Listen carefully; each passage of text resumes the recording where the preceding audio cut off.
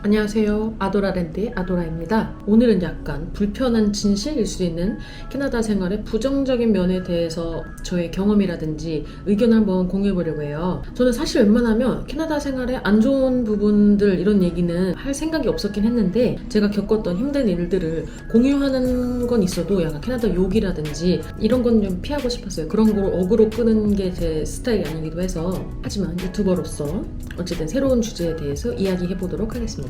사실 캐나다든 한국이든 사람이 살면서 어디든 장단점이 다 있기 마련이잖아요. 일단 저도 캐나다 이민을 결정하고 살면서 매번 다양한 문제랑 불만들이 있었죠. 그 중에서 제가 느꼈던 몇 가지가 아마 캐나다에서 거주하시는 분들은 얼추 공감을 하실 거라고 생각합니다. 먼저 캐나다에서 직장 생활하며 느낀 귀여운 단점인데요. 우리는 한국인이잖아요. 밥이 정말 중요한 민족인데 하지만 캐나다 회사에서는 대부분 점심을 제공을 하지 않습니다. 그리고 식대 지원도 없죠.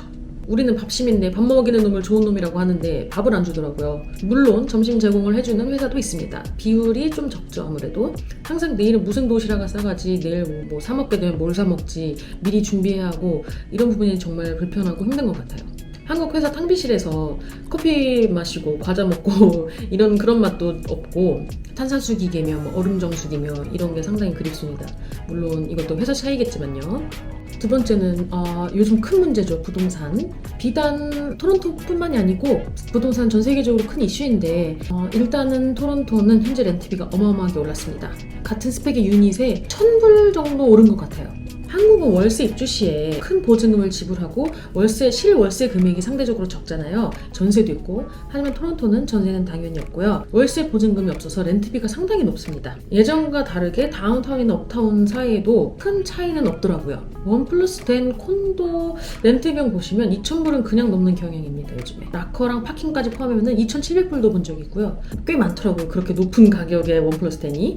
아무튼 제가 말하고자 하는 부분은 렌트비가 정말 어마무시하다는 점. 2,500불이면 한화로는 약 250만 원이에요. 집세만 이 정도에 이게 차, 기름, 요즘 기름값도 장난 아니잖아요. 거기에 하이드로, 전기세, 인터넷 부대 비용까지 하면은 정말 팍팍한 것 같습니다. 이건 또 다른 이야기긴 한데 제가 한국인으로서 느낀 이상한 점이 콘도나 아파트의 매니지먼트, 그리고 집주인이 현재 우리가 살고 있는 이 집에 스페어키라든지 마스터키를 갖고 있다는 점이에요. 그래서 물론 그분들이 무단 침입을 하거나 사전 공지 없이 오진 않겠죠. 그래도 내 집의 키를 누군가가 나 이외에 타인이 갖고 있어서 열 수 있다는 그 사실 자체가 매우 찝찝하고 항상 불안함을 느끼고 있습니다. 그리고 다음은 세금 얘기죠. 온타리오주 현재 HST 세금이 13%입니다. 그래서 예를 들어 100불짜리 물건을 고르면 계산할 때는 113불이 돼요. 또 이런 물건들을 살 때 그 금액이 세금이 포함되어 있는 가격이 기재되어 있는 게 아니라서 캐나다에 온 지 얼마 안 되신 분들 같은 경우에는 황당하고 어이없고 좀 화가 많이 나기도 하죠. 아무튼 이건 판매세고 소득세는 더 심각합니다. 많이 벌면 많이 벌수록 많이 내야 되는 거. 물론 이게 나의 노후는 보장해 주겠지만 당장 내 수중에 들어오는 수입이 그 수입에서 이만큼을 세금으로 왕창 떼가는 게 정말 억울하고 슬프죠. 세금은 높은데 거기에 우리 또 외식하면은 팁을 생각을 안 할 수가 없잖아요. 뭐 18% 이상에 이미 그것도 부담스러운데 요즘 카드 머신 보니까 그 디폴트로 팁 옵션이 20%부터 돼 있더라고요. 그래서 와 진짜 여러모로 부담스러운 것 같습니다. 세금 얘기하니까 아니 우리한테 걷어가는 세금이 이렇게 많은데 아직도 왜 이렇게 모든 시스템이 느리고 답답하고 인력난해, 어디든 낙후된 시스템인지. 지하철 와이파이는 언제 해줄 거며, 와이파이는 고사하고 통신이라도 좀 개통해줘서 급할 때 전화랑 문자라도 할 수 있게 해줘야 되는 거 아닌가. 11년 전 처음 캐나다 왔을 때나 지금이나 달라진 게 거의 없다고 봅니다. 참, 정부에서 일하는 제가 말하긴 좀 그런 얘기지만 저희도 요즘 인력난에 시달리고 있어서 아무튼 제 세금들 노후에 알차게 쓸 수 있었으면 좋겠고요. 약간 캐나다도 좀 빠릿빠릿하게 인력들을 국내외에서 잘 순환을 할 수 있으면 좋겠습니다.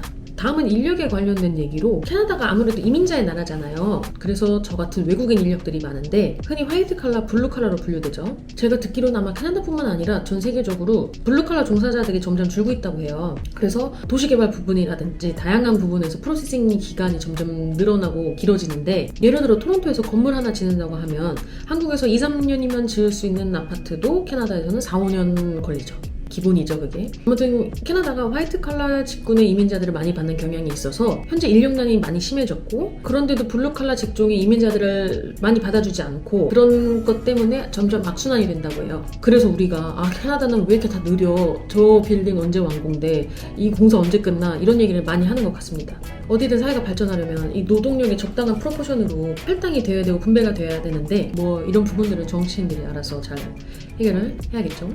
할 말은 많지만 마지막으로 인종차별. 캐나다, 특히 토론토는 다문화 도시라고 하잖아요. 우리가 멀티컬처럴 시티라고 부르는데 정말 다양한 국적과 인종의 사람들이 살고 있는 도시입니다. 처음 들어본 나라에서 왔다거나 이 나라에서도 해외에 나온다고 하는 나라의 사람들도 많이 봤고요. 그래서 상대적으로 다른 나라나 도시에 비해서 인종차별은 적다고 생각은 해요. 근데 아무래도 그 은근한 인종차별은 지워지지가 않겠죠. 이렇게 유야무야하게 넘어갈 수 있는 정도의. 아무래도 제가 이전에 백인들이 많았던 인더스트리에 산업군에서 일을 했어서 그런지 모르겠는데, 한 번은 비즈니스 이벤트를 하게 됐는데 레스토랑 예약을 하고 메뉴 셀렉션을 해야 했어요. 그런데 참석자들이 다양한 백그라운드를 가지고 있으니까 음식도 약간 선택폭이 넓어야 하지 않나 했는데, 예를 들어 이탈리안 음식만 고집을 한다던가 그런 부분이 아무래도 좀 약간 걸렸고요. 지금 말씀드릴 이 일화는 제 지인분들이랑 저랑만 느낀 걸 수도 있는데, 저희는 이것도 레이시즘의 한 단면이지 않았나 싶거든요. 제가 아는 지인분이 백인 남성이고 캐네디언이에요. 근데 이분이 일본 여성이랑 결혼을 해서 토론토에 살고 있어요. 부인분은 IT 계열에서 쭉 일을 일본에서 해오시다가 토론토로 왔는데 그렇게 캐나다에서 취업이 안 되더래요. 그런데 이 부인분이 남편 성으로 안 바꾸고 계속 본인의 그 본명 일본 성씨를 쓰다가 결국은 바꿨다고 합니다. 그랬더니 우연의 일치인지, 뭐 우연이겠죠, 바로 취업이 됐다고 해요. 게다가 그분 first name도 영어 이름 같이 들려서 누가 봐도 이제 영어권 출신의 영어 이름이 된 거죠. 아시다시피 캐나다 이력서에는 우리가 인적 사항을 쓰면은 안 되고 요구해서도 안 되잖아요. 이름, 뭐 연락처, 경력 외에는. 아무래도 그래서 저희 셋이 느낀 바는 그동안은 이력서에 일본 이름이 있었기 때문에 외국인이라고 누가 봐도 외국인이기 때문에 그런 차별로 취업이 힘들었던 게 아닌가라는 그런 생각도 한번 했었습니다. 저는 사실 피부로 와닿은 적은 없어요, 다행히. 뭐 레이시즘이 맞자 한국은 그래, 뭐 아시안들은 그런 거 아니야? 뭐 이 정도의 그냥 나쁘게 말하면 무식한, 좋게 말하면 순수한, 그냥 웃고 넘어갈 수 있는 정도였죠. 크게 제가 혐오 범죄라든지 싸움이 일어나거나 이런 적은 다행히 없었는데, 아니면 제가 영어가 부족했어서 그 사람들이 뭐 비꼬았는데 제가 못 알아듣고 넘어갔을 수도 있고요. 모르는 게 약이라고. 아무튼 이런 불편한 진실들이 있습니다. 제도적인 면이나 경제적인 면이나 문화 차이나 더 많겠죠. 없을 수가 없는 부분이고요. 우리도 맨날 한국에서 이놈의 헬조선 하는데 어디든 자기가 잘 적응하고 헤쳐나가는 것도 중요한 것 같습니다. 저는 현재까지는 한국으로 다시 역이민 해야겠다라는 생각은 없어서 막 캐나다에서 살면 안 되는 이유, 역이민 해야 되는 이유, 캐나다 오지 마라, 이런 말씀 약간 드리기가 좀 힘들고요. 그런 마음이 없어서. 그런데 약간 그런 자극적인 것들도 좋아하시더라고요. 아무래도 스트레스 해소가 좀 되겠죠. 대놓고 내가 말하기 힘들지만 누가 대신해서 말해주고 듣고 우리가 끄덕일 수 있는 내용들이니까. 어찌됐든 어디서든 열심히 힘들고 지쳐도 더 나은 내일을 꿈꾸며 살아가 보도록 하겠습니다. 살아가 봅시다. 오늘도 시청 감사드리고 모두 좋은 일들만 있으시길 바랄게요. 구독과 좋아요도 항상 감사드립니다. 다음에 또 봬요.